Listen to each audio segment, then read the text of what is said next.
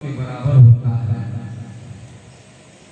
क्योंकि हम लोग श्रद्धा भक्ति के साथ महापुरुषों के दर्शन के लिए आते हैं।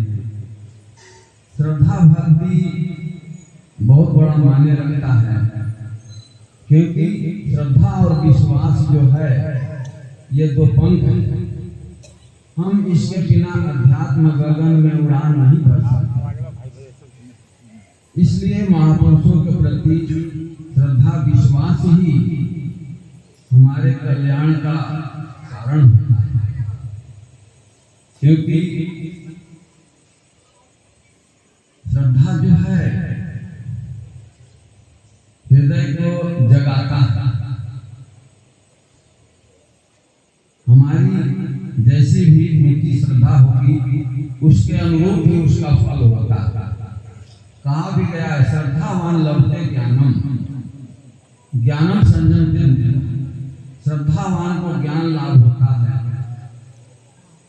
और ज्ञान जो है इंद्रियों का संयम करने से होता है। तो हम लोग महापुरुषों के दर्शन के लिए आते हैं, जिससे हमारा कल्याण हो, शांति आनंद की प्राप्ति हो। तो इनके दर्शन प्रवचन से जन जन का कल्याण होता है। बहुत से मार्ग समझते हैं, क्योंकि सत्संग एक ऐसा आईना है कि इसमें हमारे कमी बेसियां सब दिखाई पड़ने लग जाती है। तो जब कमियां दिखाई पड़ती है तो हम उस कमियों को निकालने की कोशिश करते हैं। सत्संग एक इतना बड़ा चीज होता है, जैसे सत्संग में कौवा कोयल बगुला हंस सभी आते हैं, राजा रंग फकीर सभी लोग आते हैं, और सबका कल्याण होता है। उसके पात्रता के अनुसार सबको उसका फल मिलता है। एक जगह ऐसे ही महापुरुषों का सत्संग हो रहा था, गुरुदेव का सत्संग हो रहा था, तो उसमें बहुत से लोग आए हुए थे। तो उसमें चक्रवर्ती सम्राट भी आए हुए थे। उन्होंने भी सत्संग सुना, और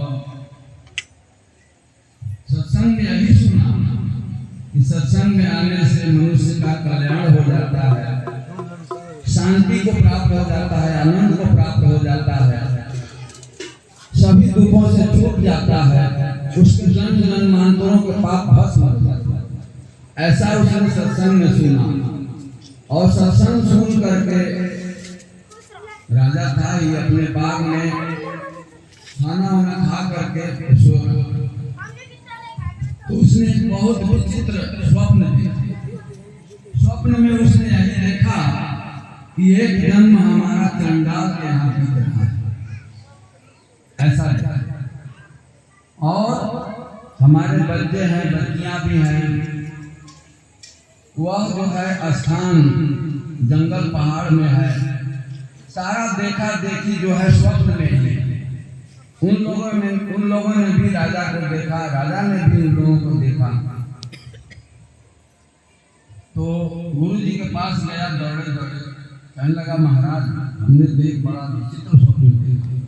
आप तो सत्संग सुना रहे थे, मनुष्य का कल्याण हो जाता है, जन्म जन्मांतरों के पाप भस्म हो जाते हैं, शांति को प्राप्त हो जाता है, आनंद को प्राप्त हो जाता है, सभी दुखों से छूट जाता है। आप तो ऐसा महाराज सुना रहे थे। हाँ, और हमने ऐसा इतना विचित्र स्वप्न देखा। तो गुरुदेव ने कहा, राजन अपना घोड़ा तुम तैयार करो और अपना घोड़ा मैं तैयार करता हूँ, चलो शिकार के लिए। लेकिन हाँ, एक शर्त है कि जिसके सामने से शिकार गुजरेगा वही उसका पीछा करेगा। अगर मेरे सामने से शिकार गुजरे तो तुम उसका पीछा मत करना, और तुम्हारे सामने से शिकार गुजरेगा तो मैं पीछा नहीं करूंगा। ठीक है गुरुदेव, ऐसा ही होगा। दोनों जो है घोड़े पर सवार होकर चल दिए। गुरु जी आगे जाते हुए घनघोर जंगल में चले गए, और राजा को इधर ही छूट गया। क्योंकि उनके सामने से एक शिकार गुजरा और उसको दौड़ाते हुए बहुत दूर चले गए। तो राजा पीछे छूट गया। गर्मी का महीना था, बहुत जोरों को प्यास लगी। राजा को पानी की तलाश करने लगा। कहीं कुआं, बावड़ी, तालाब उसको दिखाई नहीं पड़ा।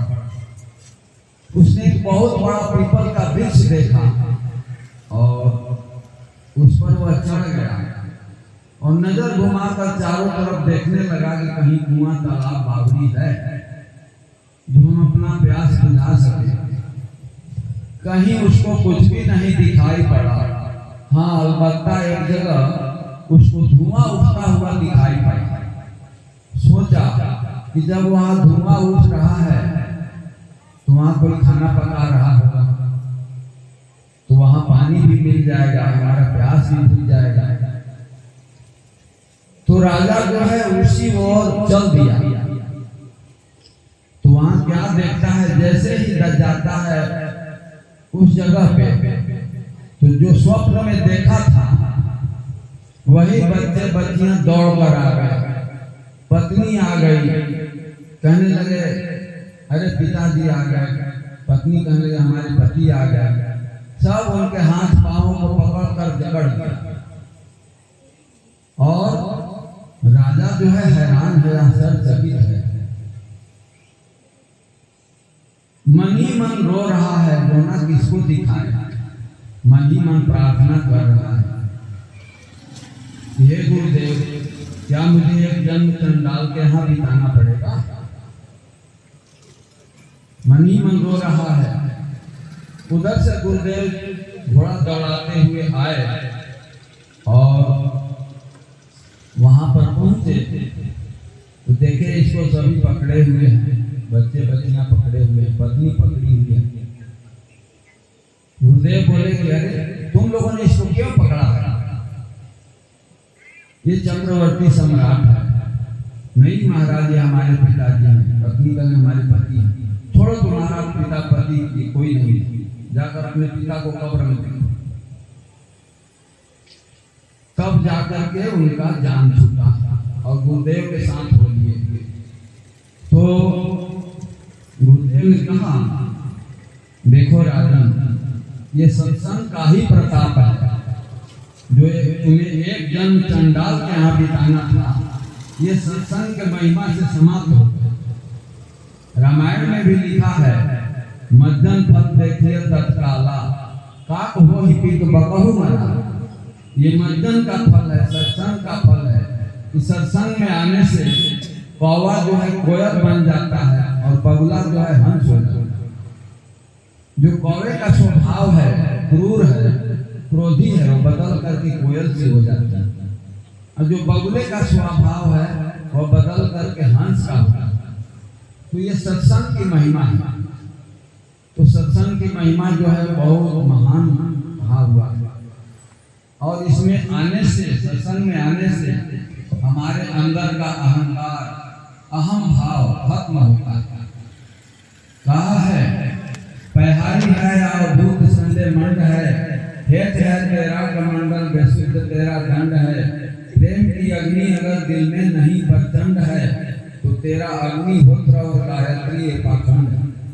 जा जाए राहे बका गैरज खाना मिलता नहीं, दिल में हो जब तक खुदी मिलता नहीं। दिल में हो जब तक खुदी तब तक खुदा मिलता नहीं। फक्र पकड़े ने किया मेरे सिवा कोई नहीं, मैं ही मैं हूँ इस जहां में दूसरा कोई नहीं। जब न छोड़ा मैं पना इस माया बेअसबाब में, फेरी गर्दन पे चुरी कलकंद आकाश भाव में। गोश्त चमड़ा और हड्डियां जो था जिसमें जार में, कुछ बचा और कुछ बिका, कुछ रह गया बाजार में। रह गई आंखें फकत मैं सुनाने के लिए, ले गया न दांत उसे धुंधली बनाने के लिए। आंख पर पड़ने लगी चोटें तो घबराने लगी, मैं के बदले तू ही तू की धुन सदा आने लगी। बकरा जो है सारा जीवन मैं का चक्कर लगाता रहता है। तो एक दिन उसके गर्दन पे छुरियां चल जाती हैं। तो बकरे की तरह हम लोग भी मैं का चक्कर लगाते रहते हैं। ये मेरा मकान, मेरा दुकान, ये मेरा, वो मेरा, सब कुछ मेरा। तो एक दिन काल आकर के गला दबोच देता है और उसी दिन मैं को समाप्त कर देता है कि अब तुम्हारा मैं कहाँ गया। जिस प्रकार से बकरे का खाल निकास दिया जाता है, उसको बोटी बोटी काट दिया जाता है और उसके हाथ को तांत बनाया जाता है और उसको रुई ढूंढने वाले में जोड़ा जाता है। तब जब वह रुई ढूंढता है तो फिर मैं नहीं कहता, वो कहता है कि तू ही तू है, तू ही तू। इस प्रकार से हमारा अहम अहंकार तो बहुत बढ़ गया है। वह जो है इतना सरल तरीके से ठीक नहीं होगा। हमें सत्संग में आना पड़ेगा, भक्ति उपासना सेवा जो है वो कर करनी पड़ेगी, तब ये अहम अहंकार निकलता है। इतना साधारण चीज नहीं है। तो इस प्रकार से महापुरुषों के संग में आने से सभी चीजों का निदान होता है और हमारा कल्याण होता है, शांति मिलता है, आनंद मिलता है। तो आगे जो है इन्हीं चंद शब्दों के साथ वाणी को विराम देते हुए बोलिए श्री गुरु महाराज की जय।